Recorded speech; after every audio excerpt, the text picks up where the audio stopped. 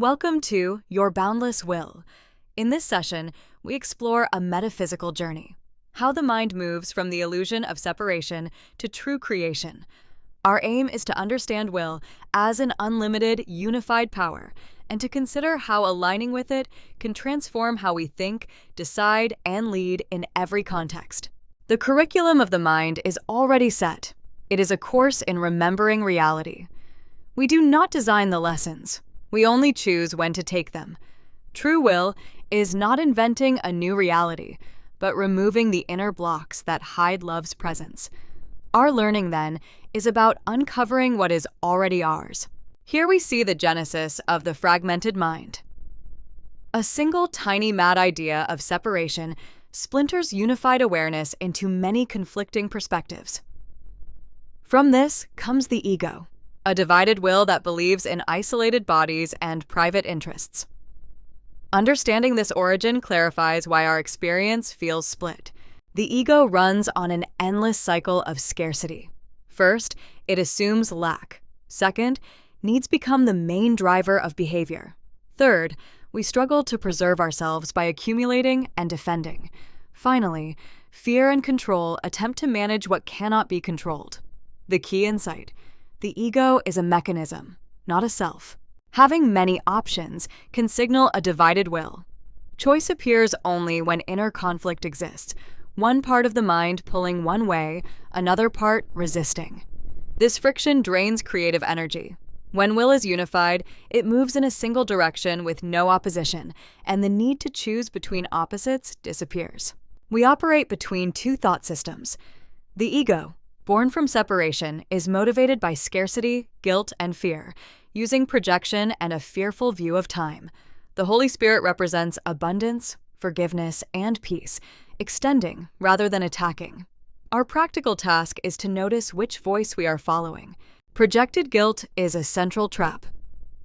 The ego promises relief by placing guilt onto others, yet because minds are joined, attack only reinforces our own guilt. The more we project, the more we feel burdened. Recognizing this boomerang effect is the first step toward reclaiming a mind that knows its innocence. Special relationships are the ego's key strategy.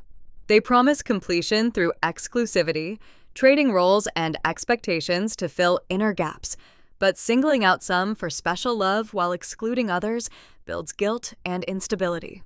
True union is not based on bargaining, but on shared wholeness that includes everyone. The holy instant is a catalyst for change. In this present moment, the past and its grievances collapse, removing the basis for guilt. Personal needs fall silent, and we no longer see others as separate. In that clarity, memory returns. We recall our connection with God and with all our brothers. The mind's defenses can be reinterpreted. Instead of using them for attack and separation, the Holy Spirit redirects them toward atonement and forgiveness. This shift in purpose turns what once harmed us into a means of healing. Embracing atonement makes the mind inwardly invulnerable to illusions of threat.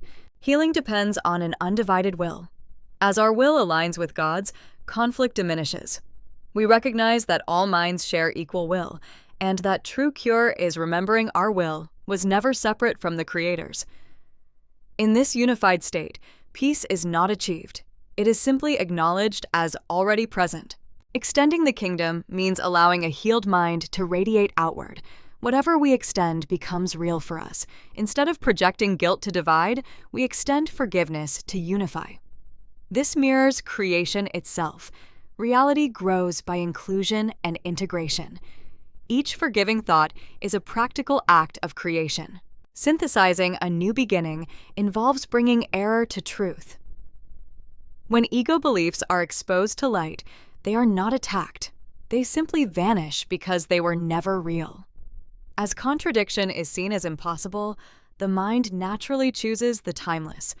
Decision then becomes a quiet alignment with what is true. Realizing you're boundless will end the search for completion. You recognize you are never a fragment. You are part of the whole light. There is no real option to choose against reality, because nothing exists outside it. Your will and God's will are one, endlessly creative and forever extending. We conclude with resting in the sonship, a state where all minds rest in God together. Peace arises when we stop striving to be separate and accept our shared identity. From this rest, our work, relationships, and decisions are guided by a unified will that seeks only the good of the whole.